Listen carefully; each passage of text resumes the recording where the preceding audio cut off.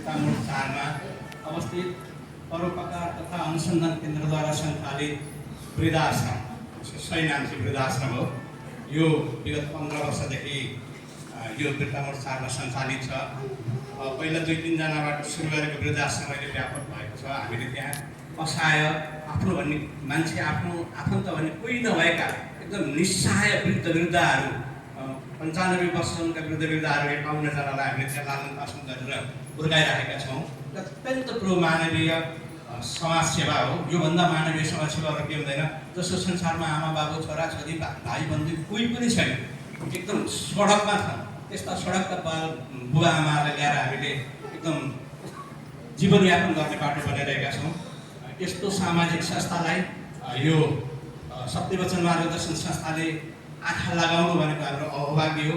यो संस्थालाई हाम्रो वृद्धाश्रमको तर्फबाट कोटि कोटि धन्यवाद दिन चाहन्छौँ। धेरै धेरै बधाई छ। यस्तै सामाजिक सद्भाव सधैँभरि जागेर रहिरहोस्, हजुरहरूको योजना सफल होस् यी भन्दै वृद्धाश्रमलाई सहयोग गर्नु साह्रै ठुलो गुण हो। यो गुण लगाउनु भएकोमा हामी आभार व्यक्त गर्दै हजुरसँग बिदा माग्दछौँ। नमस्कार।